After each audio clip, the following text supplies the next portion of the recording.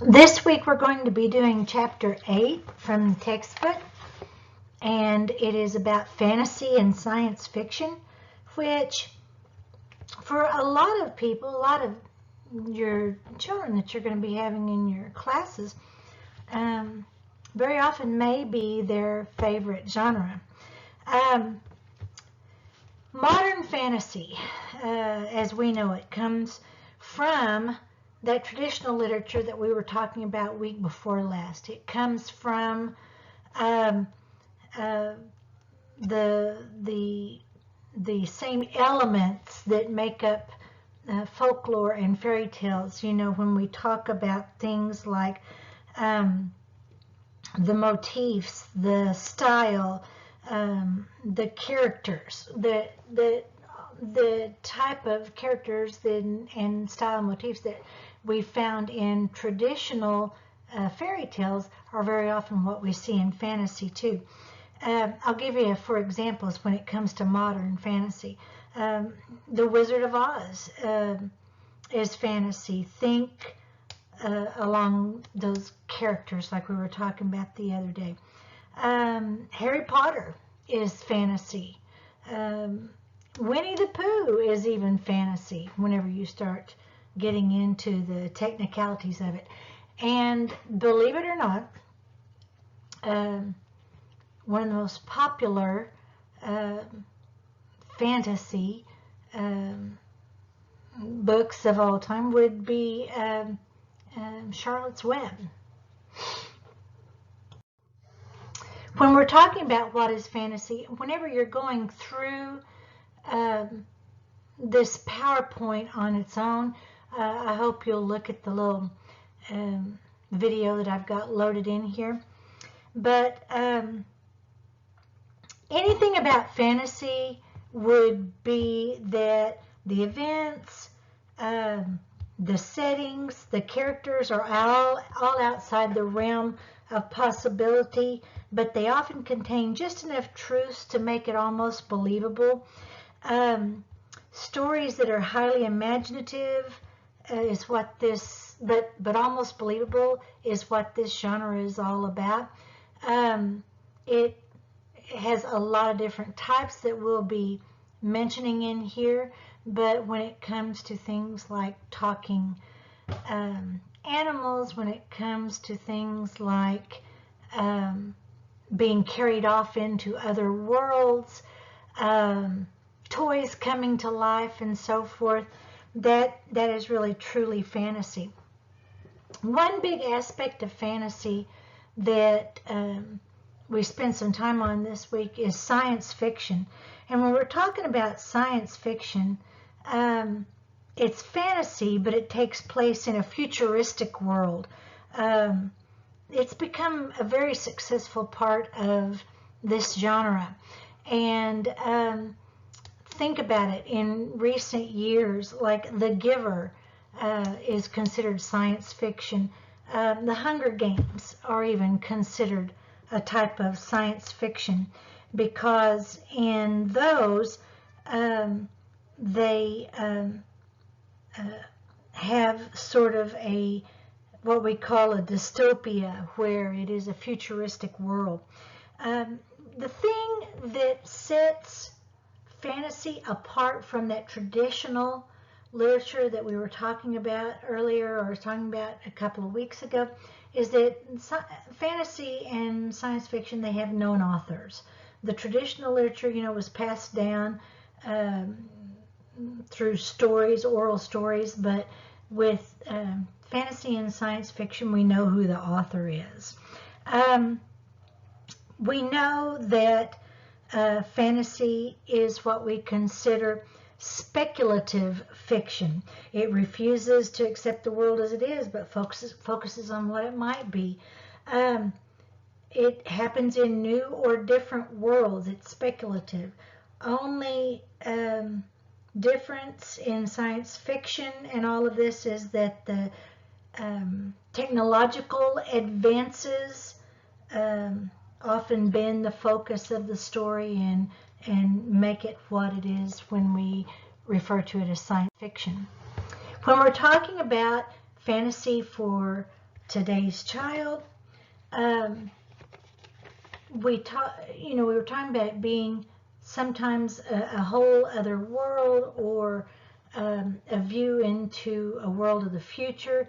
It is can often even be considered new insights into the world of reality, because it is bending the story, the focus. Um, it is an important genre because it has the potential to actually reveal truth. Very often in our science fiction or our fantasy stories from long ago that are still very popular, a lot of the things that were considered fantasy in them back then are now a reality. Just think about this. Even before the telephone was invented, there were stories where people talked on handheld devices. This is over 100 years ago. And now we carry around a handheld device that we not only talk to each other on, but we watch moving pictures, we look up things, so forth and so on. Although at one time that was considered total fantasy, it's a everyday thing now. Whenever we're sharing fantasy with children, it's kind of important to allow children to have those fantasy stories, because very often fantasy gives an understanding of self. If you are a lover of quotes and you've ever looked into any of the quotes from Winnie the Pooh or from Charlotte's Web, oh my goodness, it is another look into our true selves. It's another look into true thoughts. Modern fantasy is not as likely to go out of date as realistic fiction that we'll be talking about later. It helps develop children's imaginations. It satisfies what we call a modern day hunger for myth. We talked about mythology back a couple of weeks ago. Well, in the modern era, our fantasy and our science fiction often fills our hunger for that. Fantasy is very diverse. It's not about just a certain set of people. Think Star Wars, for example, and the wild assortment of characters that you see in Star Wars. It can be considered very diverse populations living together. It has its roots in a lot of earlier sources, like traditional I mentioned earlier. Fantasy seems familiar to us because it's based on a lot of our folktale literature. A lot of times, fantasy even speaks to our deeper needs or our darkest fears or even our hopes, a way to escape the bonds of kind of dark reality right now. Very often the theme found in fantasies is a struggle between good and evil, which is always good for children that are coming from difficult circumstances, that they actually get to see something good happen. When we're talking about different types of fantasies, think literary fairy tales. We mentioned Hans Christian Andersen back when we were talking fairy tales, because I said he's the only one really in fairy tales that we actually know who the author is. He is considered the first author of modern fairy tales. He wasn't afraid to show children cruelty or death or sorrow in his stories. Very often, literary fairy tales are even what we consider with Kenneth Grahame and James Thurber and Diane Stanley. I was waving goodbye to my son. Kenneth Grahame, The Wind in the Willows might be something that you're familiar with. The Adventures of Ichabod and Mr. Toad, The Reluctant Dragon.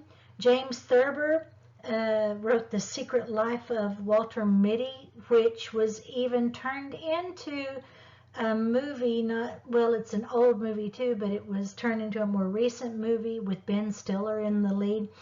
The 13 Clocks, The Wonderful O. Diane Stanley wrote The Sleeping Ugly, Goldie, which could almost fall into our fractured fairy tales that we've talked about before. Saving Sweetness, Joplin Wishing. The Silver Bowl is one of Diane Stanley's big works of fantasy. When we're talking about animal fantasy, young children love to be introduced to fantasy through animal fantasy, like the talking animals, the toys, the dolls. Charlotte's Web, of course, is one of the most beloved animal fantasies. The themes of friendship and the cycle of life and death all playing out in it. The Wind in the Willows, I mentioned earlier. The Cheshire Cheese Cat by Carmen Agrediti are all really good forms of fantasy. The world of toys and dolls in like The Doll People, Doll Bones, Many Moons, which is another one by James Thurber, all have to do with toys coming to life. The Toys Go Out by Emily Jenkins is another one. Eccentric characters and situations happen in fantasy. Think Pippi Longstocking, which is a classic. Mr. Popper's Penguins, Charlie and the Chocolate Factory by Roald Dahl. A lot of Roald Dahl books are fantasy. Chitty Chitty Bang Bang, all fantasy. Types of fantasy that happen in extraordinary worlds. Think very often about Alice's Adventures in Wonderland, Harry Potter and the Sorcerer's Stone, I mentioned earlier. The Borrowers happen in a whole different world. Types of fantasy are magical powers, where the children in them often possess a magical object. They know a magical saying or have magical powers themselves. Think The Midnight Horse by Sid Fleischman, Howl's Moving Castle, which was turned into a very interesting anime, by the way, by Diana Wynne Jones. Suspense and supernatural. Whether you like them or not, kids very often, like adults, enjoy spooky or scary stories. Think Coraline by Neil Gaiman. Skeleton Man by Joseph Bruchac, that was up for a Sequoia Award a few years ago. Wait Till Helen Comes by Mary Downing Hahn. Those are all very much loved books of fantasy. Time shift fantasy, like Tom's Midnight Garden or Tuck Everlasting or The King of Shadows or any of the books by Susan Cooper, are all very much involved in time shift. The Lion, the Witch, and the Wardrobe, remember, are all sort of a time shift fantasy. There are many more books written about time fantasy than any other type of fantasy. Imaginary realms, like Ella Enchanted, Bella at Midnight, Dealing with Dragons, where they are set in an imaginary society where kings and queens rule. Again, remember, we're not talking about the same thing as fairy tales here, even though you would find those imaginary realms there, because all of these have predictable authors. Modern fantasy. Fantasy means more than it says. It's a metaphorical commentary on society today. A reader can discover deeper meanings in modern fantasy. Even things like Click Clack Moo, Cows That Type, would be considered modern fantasy. High fantasy I mentioned earlier about like the Dark is Rising series by Susan Cooper, The Lion, the Witch, and the Wardrobe, The Golden Compass. They often become sequels or series. They have recurring themes and motifs in them. And then again, I mentioned earlier, science fiction is such a huge part of fantasy now. It suggests a world that might be possible if our technology ever catches up or our space travel ever catches up. It's very relevant for our rapidly changing world right now because technology is changing so quickly. Very often, scientific facts that we know now are brought into science fiction, making it seem like it could possibly happen. It has a lot of different cosmic questions. You'll see it more in young adult novels than you will for the very young. When we're talking about science fiction, even A Wrinkle in Time, which is my favorite science fiction because I'm not a huge fan, but I love A Wrinkle in Time. The Diary of Pelly, I mentioned earlier, The Giver, is all considered works of science fiction. When we are evaluating modern fantasy with children, how the author makes the fantasy believable is the primary concern. Having one of the characters mirror the disbelief of the reader is a way to create convincing fantasy. Whereas, you know, the character is going through and they can't believe this is happening. What is going on here? That's what kind of helps make it more convincing. The use of appropriate language in it adds authenticity. Again, in modern fantasy, kind of the underlying things that are happening in it should have some sort of logical framework where occasionally we kind of ask ourselves, could this happen or not? There have been a lot of books in this genre, probably more than any other, that have been challenged along the way. You know, think back when we were talking about banned books and challenged books. A lot of people don't like it when we pretend that inanimate objects come to life. Although that's very popular with readers of all ages, a lot of people look at it as going against different aspects of religion. When we're talking about banned books, think, for example, The Hunger Games. They have been challenged very frequently. They're seen as anti-ethnic, they're seen as anti-religion, anti-family, they're seen as being insensitive. They've even been linked by some people to the occult or the satanic. They don't like the violence in them. When the Twilight books were so popular, religious viewpoints were challenged in there, and violence, the whole idea of the undead, the vampires.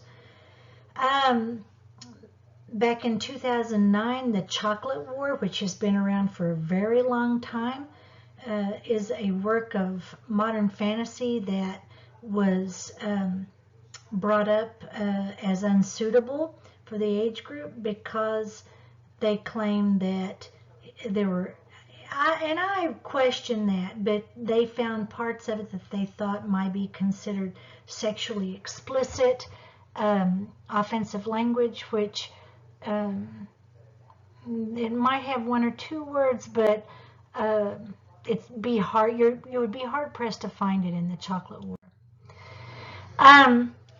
This is what I'm wanting you to do this week. You can do it on a larger sheet of paper and actually bring it to me, or you can do it digitally and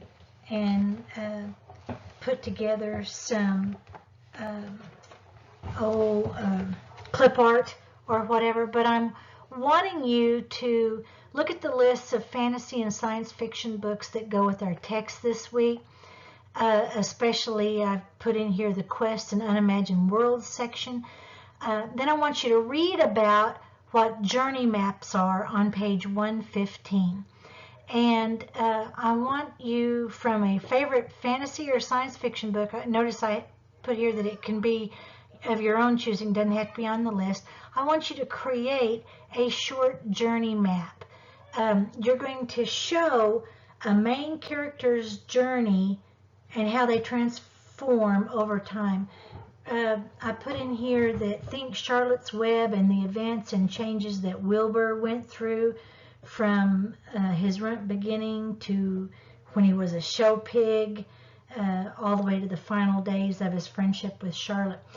You don't really need more than about 5 things on it, but I want you to be able to have some sort of a little picture map that you could use to do sort of a book talk with children to show a character's transformation through what happened to them in a book. Now again, you can do this digitally, or you can do it and take a picture of it, but that's what I'm asking for you to submit this week in our online discussion. So submit it through discussion, give it to me in person, and then just talk about it in discussion. One way or another, I'm wanting you to put together a very short journey map to show how a character evolves throughout a fantasy or a science fiction book. Come to me with questions.